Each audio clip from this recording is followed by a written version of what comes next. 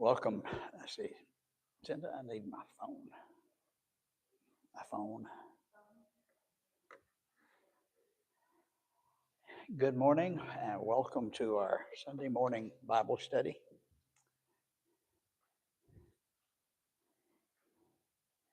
I've got an echo I need to deal with.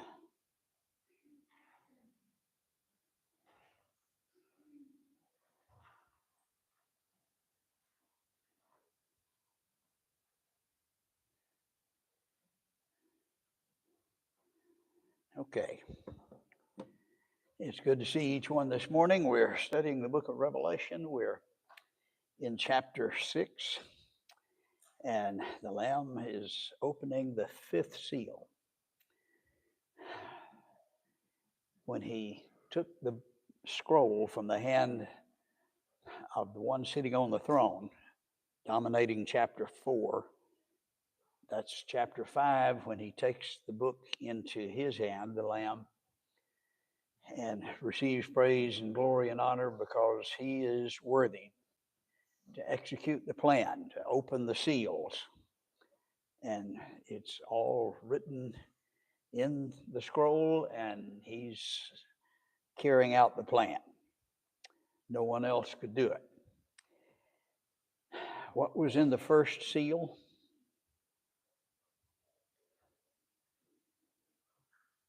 We're supposed to know that. First 4 seals were the 4 horsemen, the horses, and the first one was, that's the white horse going forth conquering and to conquer. The beginning of the church, everything was wonderful, and well, not everything, but this is the general picture of victory as they march forth, and everything is beginning wonderfully, but then comes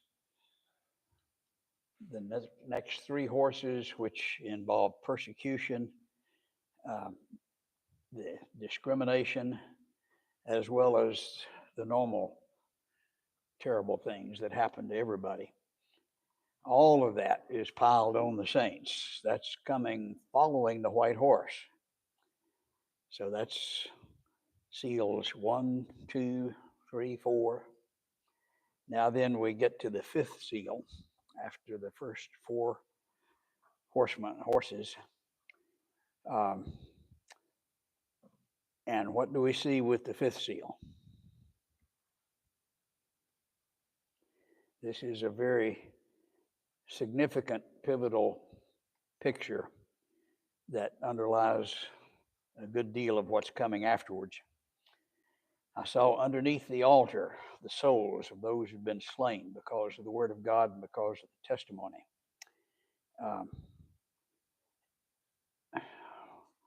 What are souls doing under the altar?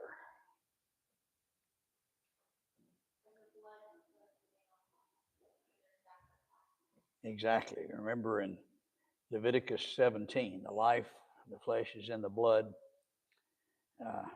It's given to you on the altar to make atonement for your souls. This is representative then of the blood that had been slain. That's blood given for atonement.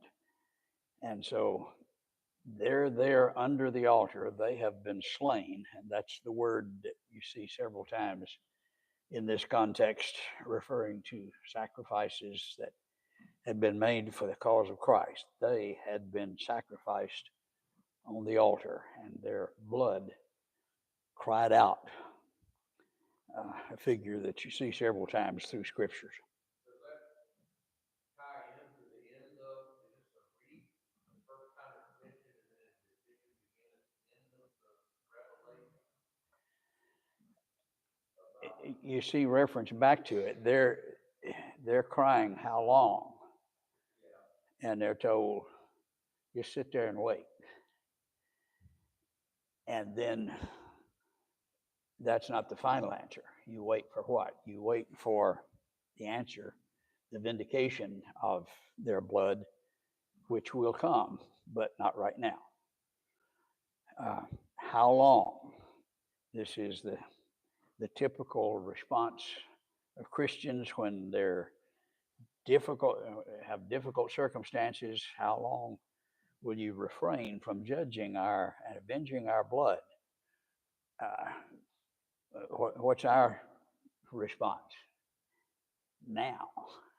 That's time is a difficulty with Christians. Exactly. They're told after they ask how long, rest a little while longer. That's not the answer they wanted. But these are the ones who have been slain. They're no longer on the earth, they're before the throne. But here, the picture is those who have been sacrificed, their blood under the altar. It cries out for vengeance, and it will be vindicated, but not right now. Several things have to happen first, and this book is going to tell you what's going to happen and help you get through this period that they're in the middle of. They're in Asia Minor. So they were given to each of them a white robe. They were told they should rest for a little while longer until the number of their fellow servants and their brethren were to be killed, even as they had been, would be completed also. Doesn't sound like wonderful times coming, does it? This is not what they're praying for, but it's what's going to happen, and there's a purpose in it. What would be parallel to that, similar to that circumstance that we see in a different situation in the New Testament? Maybe a vague question there. You see Christ in the garden. He wants this cup to pass. He's not ready for God's plan perfectly, willing to submit, and does, but he's in that difficult circumstance. They now are similar to that, and the situation is parallel. Christ was challenged with everything the devil could throw at him, even death, and he was victorious. We look back at that and we see, yep, death can be overcome. There's the proof. Now then, the early church is serving that same role. They're going through the worst the devil can throw at them. And they came through it and were victorious. So the two pictures are similar. The church is, now why did Jesus have to go through that? Well, that was a part of the plan, wasn't it? Even from the beginning. And now then, the church says, why do we have to go through this? It's a part of the plan. And it will demonstrate to us, and does demonstrate to us, that no matter what the devil throws at us, we can be victorious. And God's plan is working. And while it may be hidden to everybody else, we have insights, and God is revealing to us exactly what's going to happen. And so they just rest for a little while longer while things get worse. But there will be vindication.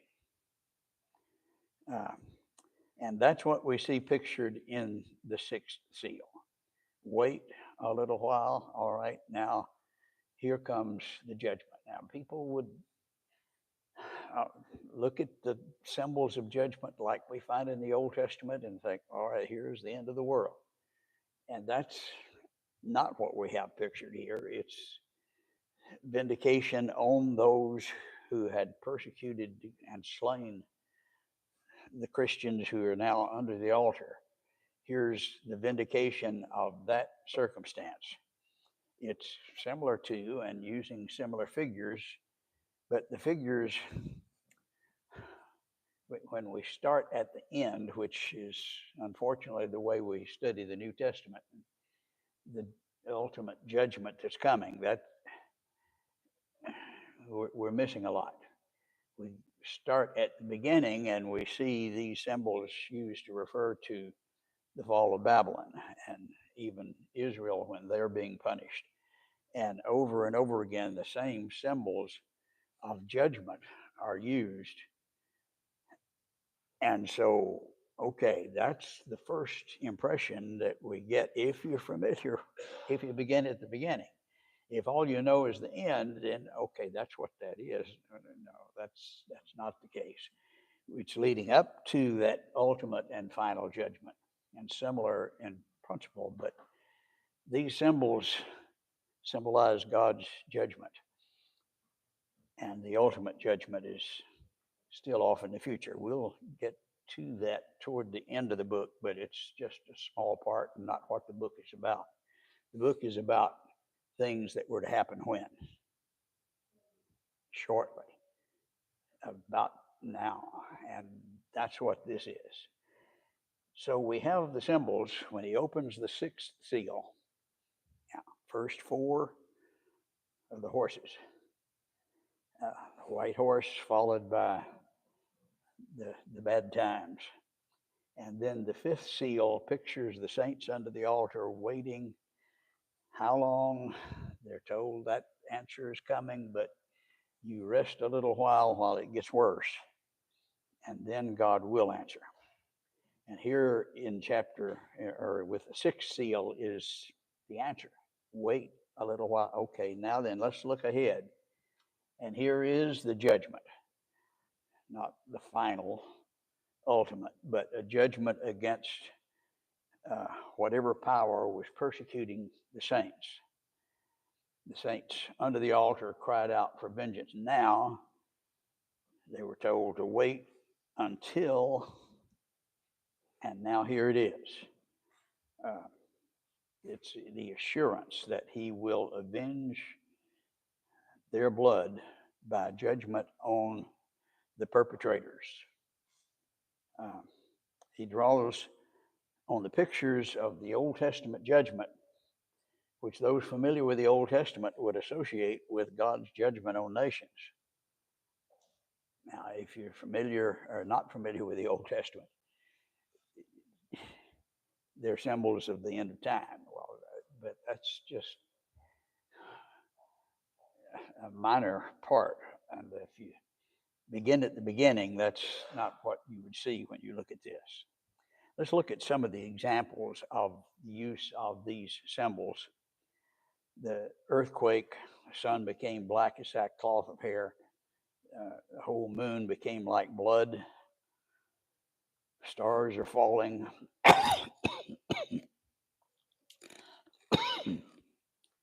That sound like the end of time? Not if you're familiar with the Old Testament. Here in Amos, the end has come from my people. I will spare them no longer. Songs will turn into wailing.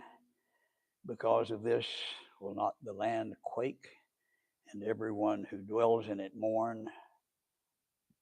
Come about in that day, declares the Lord, I will make the sun go down at noon. I will make the earth dark in the broad daylight.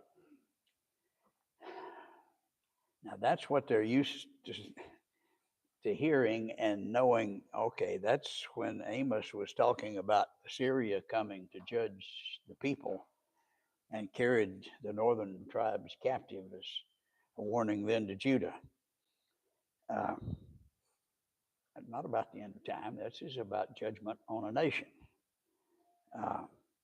We go to Joel, blow a trumpet in Zion, sound an alarm on my holy mountain, let the inhabitants of the land tremble, for the day of the Lord is coming. The day of the Lord is coming. Okay, that's the final judgment. In Nahum, you have the day of the Lord used 23 times, and it's not talking about the end of time at all. It's talking about the judgment that's coming on Israel from Assyria. The day of the Lord is coming. There'll be earthquakes. Heavens tremble. Sun and the moon grow dark. Stars lose their brightness. So here are symbols of God's judgment because of evil doing on a nation. Uh, Specifically, Isaiah chapter 13, concerning Babylon, not concerning the end of time. The day of the Lord is coming. There's that expression that is just precedes God's judgment. Um, the stars of heaven and their constellations will not flash forth their light. The sun will be dark when it rises. The moon will not shed its light. That sound familiar? That's now again, if you're not familiar with this and you just see that and in association with our study beginning at the end, it's going to mislead. This is the foundation. This is that which is to bring us to Christ. And these symbols would be familiar with the students of the Old Testament. Um, in chapter 13, the Lord's indignation against all the nations, against his wrath against their armies. Now, that's very specific about what it is. And he says, the Lord of hosts will wear away, the sky will be rolled up like a scroll, all their host will wither away. The host are the stars. The sky, the stars wither away, rolled up like a scroll. When you finish reading the scroll, you just roll it up and put it away. It's done. And this nation has had its scroll read and it's rolled up and it's through. And that's the symbol that was familiar to those who studied the Old Testament and began at the beginning. Hosea chapter 10, talking about, not the end of time, talking about Samaria, the capital of the 10 northern tribes. They will say to the nations, cover us, to the hills fall on us, because judgment is coming. And of course, they were carried captive by the Assyrians. Their cities were destroyed. All of these symbols are from the Old Testament. They're not new. If you just begin with the book of Revelation, they're new, but you've got to back up and see where they came from and what they meant to the ones who were hearing it. So, he breaks the sixth seal. First four, the horses, then 5, the souls under the altar. How long? Wait. Now then, the bad things that they had to endure are done. So he breaks the sixth seal, and here is the judgment. The earthquake, the sun became black as sackcloth made of hair. The moon became like blood. The stars fell to earth as a fig tree drops its figs when shaken by the wind. The sky was split apart like a scroll and is rolled up, every mountain and island removed from its place. These is just a list of the symbols that they should have been familiar with and likely were. And if we study the Old Testament, we would be. But if you're ignorant of the prophets and just start at the end, you're going to get off track. You need to be brought to Christ by the preparation that we see in the Old Testament. The Old Testament prophets referred to the rulers as stars. The fig tree. This is difficult to communicate in a English translation for chivalry. If you look at Thayer's definition of this unripe fig, this is not the normal fig. This is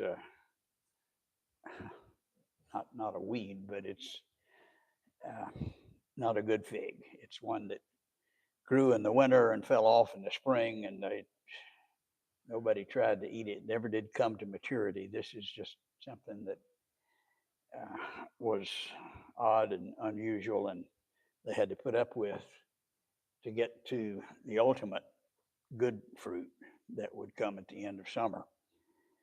Uh, and these unripe, immature figs that never do mature, according to Thayer. In fact, I'll just read that. A kind of unripe fig that grows in the winter does not come to maturity, falls off in the spring. That's the picture that's being described here. Fits in with the picture of the stars falling and the moon turning to blood and the sun darkened. Uh, God's turning out their lights. The stars, often the rulers, they're falling. Um, it's judgment on a nation. And the figures are clearly identified as you study the Old Testament. The kings of the earth, the eminent people, the commanders, the wealthy, the strong, every slave, all of them hid themselves in the caves. Again, that's the figure that was used when Assyria was coming against the 10 northern tribes, and also with when Babylon came. It's a picture of judgment. How long? Okay, you wait, it will come. Here it is. This is the picture of what they were calling out for. How long? Well, here, this is the answer to their prayer. And the figures are very clearly defined as you study the Old Testament. They said to the mountains, the rocks fall on us, hide us from the sight of him who sits on the throne and from the wrath of the Lamb. Who can, for the day of the wrath has come, who's able to stand? This is not, okay, the war just happens to happen and this is typical history. No, this is the the Lamb answering the prayer of the saints under the altar. When he said, rest a little while, he's not saying, I'm not going to answer your prayer. Vengeance is the Lord's. He will repay, but not always on our time schedule. Time is our problem. How long? Oh, that's just what comes. We see the righteous principle that judgment is due, and we want it now. God sees exactly the same thing, but he doesn't see time like we see it. That's a challenge that we have to sit and wait, which is what he told them to do. Rest for a little while, and okay, rest, and it'll be fine. No, it's you got to rest and wait while your brethren are killed, and you see others enduring the same fate you did. But you know that's going to happen. Here is the revelation that tells you, and you're prepared for it. You understand, and it's in the book. This is what God has planned. And the Lamb is opening the seal. He's executing the plan just exactly as God planned it, just like he did with Christ. And you see, even Christ wrestling with, this is not the way I want it to go. And that's where the church was. And he was saying, you just rest a while. And those who have been slain, they're not in the middle of this, as we'll see later on. They're the ones who've come out of the tribulation. That's a word that refers to the grinding of wheat. And they'd been in the middle of it. They've come out of it. Now, there are some that are still on earth, and he refers to them, and we'll be describing them after we get into chapter 7.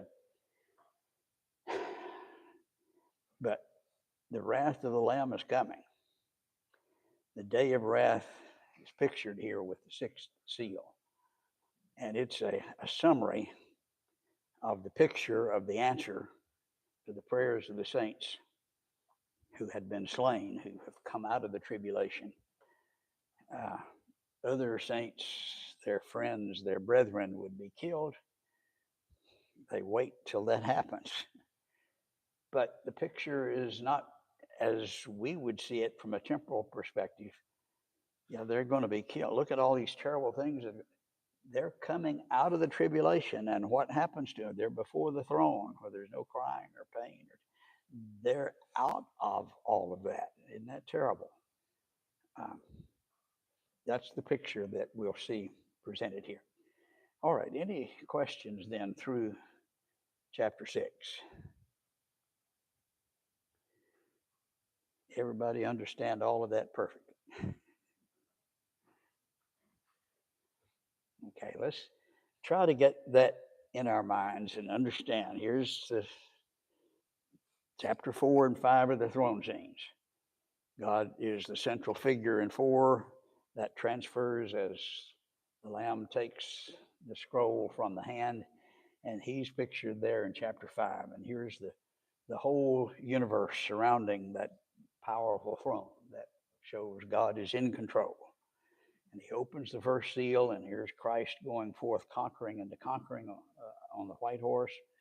Then follows the red and the black and the pale horse, the persecution, the discrimination, the terrible things that happen.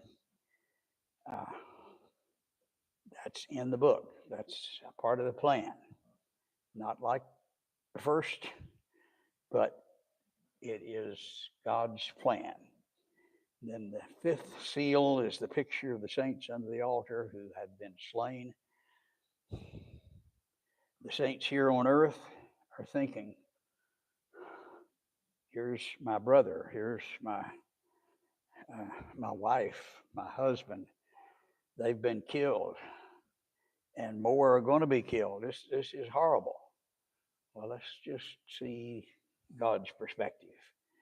They have been slain, sacrificed, and their blood cries out for vengeance, and that's a powerful force. God will avenge, and he says that's coming. But you wait a little while, and more will come out of the tribulation.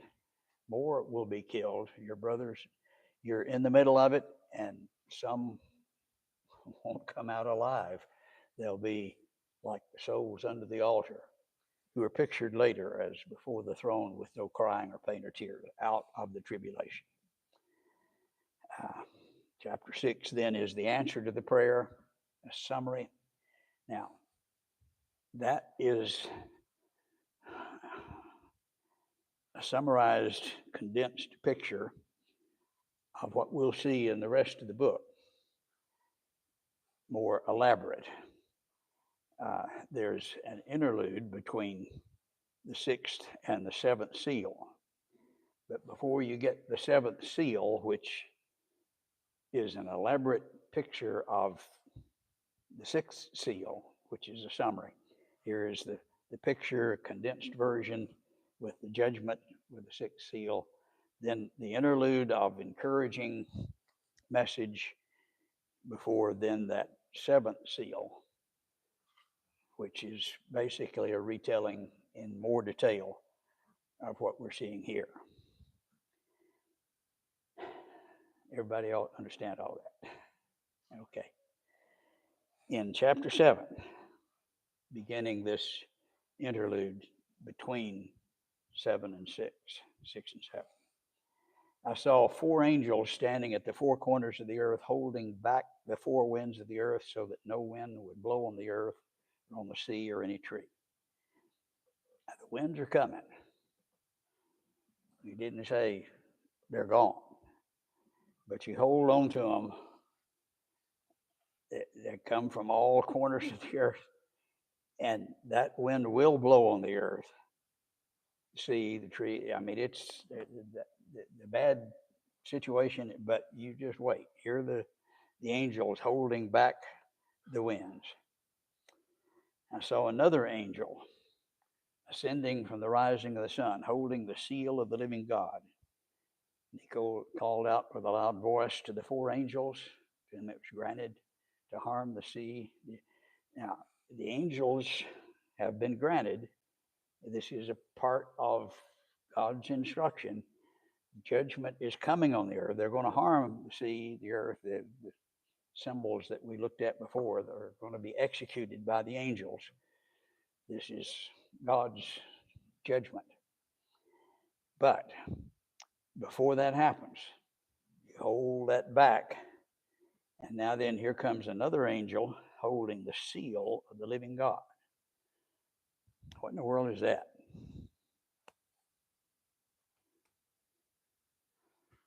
Remember, we've talked about seals, which were very familiar, especially in the Old Testament. You see um, Naboth uh, not wanting to sell his vineyard to Ahab, and Jezebel says, I can fix that. She has Nadab killed, and she uses the king's seal to authorize the trial and the gerrymandered witnesses. But that seal is and we have, in fact, you see in the lower right hand corner, the light colored seal, lower right hand, that's Jezebel's seal. And I did bring that, didn't I? I was sitting here getting ready to tell you I forgot it, but last night I put it in my case. So we have a replica, Jezebel's seal. Obviously a replica. It's in where the computer was. I think maybe I have a picture of it here coming up. We'll let her look for that. But these are the seals, and then the belay are the stamped impressions that are left when the seal is pushed into the clay. Okay.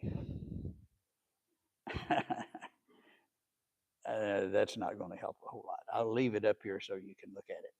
It was this color. That's obviously plaster that's been painted, but it was a jasper stone, a very ornate royal seal.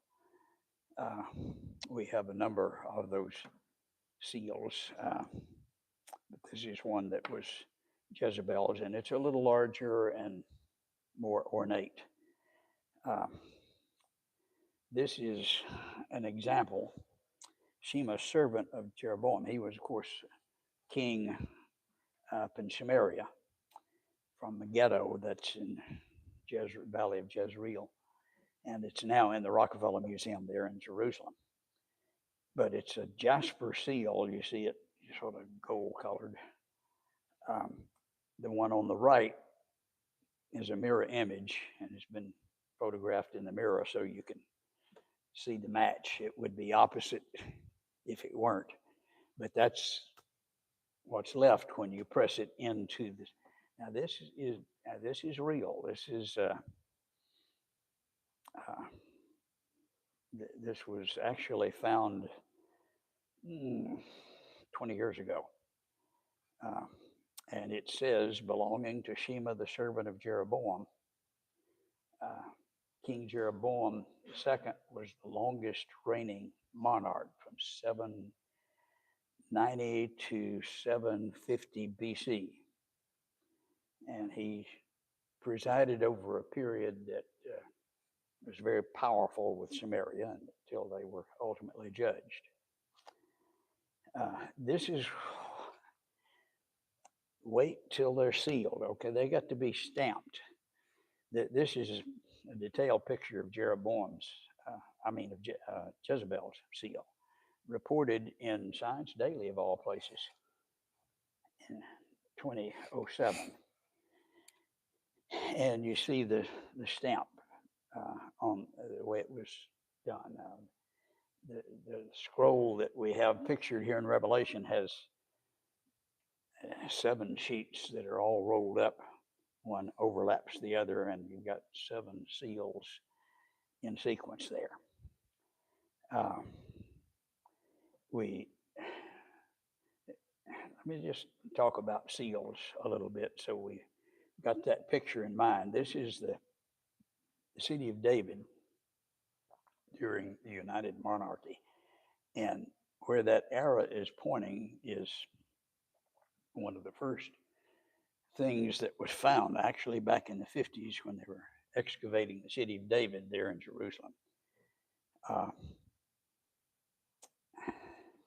Tempting to tell you more about what's in that picture, but this was the foundation of David's palace. Now, that right in the center, about here, is that foundation. And you can see the Temple Mount here, and that goes on down toward the Pool of Siloam. But looking at a close up of that foundation, and you see the person seated about halfway, a little better than halfway up, you get an idea of the scale. And then there are other buildings where the blue arrow is pointing that date to a later period. This was when David built his palace. That is that big foundation. But now built on top of it is buildings from the end of the first temple period that were destroyed there. But they're later. One of the challenges with archaeology is you've got things right there on top of each other and they're 1,000 years apart. And trying to keep that sorted out is a problem. But these buildings are from the end of the first temple period, built on top of that big foundation of David's palace. Now, looking closely at that archive building, and it's called that because they found a bunch of the bullae, which were the stamped impressions made from seals. There were a lot of documents, official documents there, that were burned up at the end of the first temple period when Babylon came and destroyed them, carried them captive, set that on fire, and the documents are gone, but here are 51 bullae that were found in what they're calling the archive building.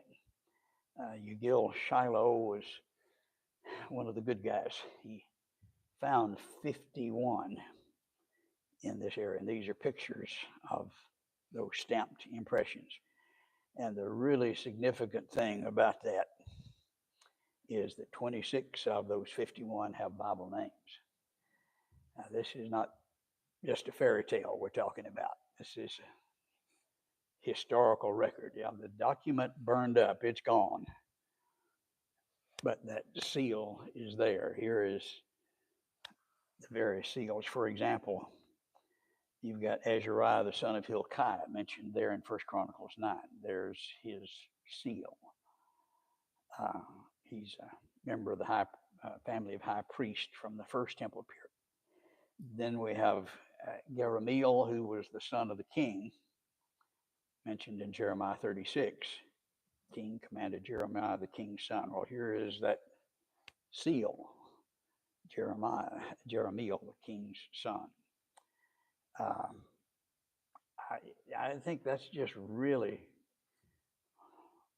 it's hard to understand how significant that is. These are not fairy tales. These are not stories that are made up. Here is the hard evidence that these people were real people. Baruch, who knows who Baruch was?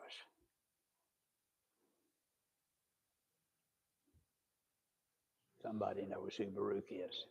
Who? The scribe of Jeremiah, yes. And he refers to Jeremiel, the son of Shaphan. We just looked at his seal.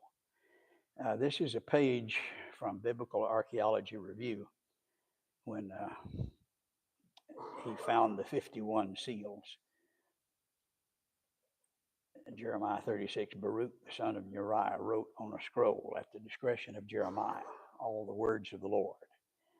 And there is his seal. That was found, as you would imagine. He is a scribe. He's mentioned 26 times by Jeremiah. And this is pretty liberal archaeology textbook, the lump of clay used to close a papyrus document sealed by none other than Baruch, the son of Uriah. Uh, that's and there were two that were found. This one, uh, you see the impression in the center, but look, on the edge of the clay is a fingerprint that you can see here. That's Baruch's fingerprint. And fairies don't leave fingerprints. Real people do. Um, a very interesting and significant discovery was made within the past 10 years. Jeremiah was telling them they need to, the judgment is coming, they're going to be destroyed, and the king didn't like that. And so they had Jeremiah arrested, and the two men who brought him to the high priest, Gedaliah and Jucal, are mentioned there in Jeremiah 38. Here is the seal of Shemaiah, and here is the seal of his partner. They were found within a meter of each other, just below the Temple Mount. In fact, between the Temple Mount and that foundation that we just showed you. Found together, they had acted together, and they were the ones who lowered Jeremiah into the pit. And this is not a made up story. Here are the people that did it and hard evidence of it. Then, maybe the most exciting recently, reported here in the Jerusalem Post 2015, was the discovery of King Hezekiah. And you see the red line down here, the Ophel area, the below the Temple Mount, and that's where it was found. And King Hezekiah's was found, and then within a meter of that was Isaiah's seal that had to be restored. But here is the scholarly restoration of it, and it's very obvious. It says Isaiah the prophet, and that was found in this area right here, just below the Temple Mount, and found within a meter. I mean, Isaiah and Hezekiah, they were mentioned 15 times in the same verse, and here are their two seals found within a meter of each other. That was that's powerful evidence. Elat Mazar, that we have worked with on several occasions, was the one who made that discovery. She's a professor at Hebrew University, recently deceased. But summarizing then the Pulley evidence, that is from the seal, there are 51 with 26 Bible names in the pile. Then Baruch, two of them from Baruch, the scribe of Jeremiah, one with the fingerprint, and then Jucal and Gedaliah, and then Hezekiah and Isaiah. Not to mention Jezebel and several others that we have found in different places. That is a pile of evidence, and I think it's just devastating to anyone who tries to say it's all fairy tales made up. Anyway, when we're talking about a seal, that's what it's talking. The angel was ascending and holding not the seal of Hezekiah or the seal of Isaiah, but this is the seal of the living God. And what's he going to do with it? He says, do not harm the sea, the earth, the sea, until we have sealed the bondservants of our God on their forehead. You wrap up the document, put the glob on it, and stamp it to certify it. But this is going to be used to certify the saints, the bondservants of God. And these are not the ones under the altar who have been slain. These are the ones where? On the earth. Do not hurt the earth. The wind is, they're holding them back, and they're going to turn them loose, and it's going to affect these saints who are there on the earth. They've got to be protected from what's going to happen on the earth. And so the number of those who were sealed were 44,000 sealed from every tribe of the sons. I think we're representing here the militant church that's here on earth. They're still here. Their brethren have been called out and they're before the throne. And I believe our time is up, isn't it? We're going to have to see what happens to those who were sealed and see the contrast between them. There's two groups. Great multitude that no one could number, the 144,000 here on earth. Jehovah's Witness get it upside down, backwards, just so obvious.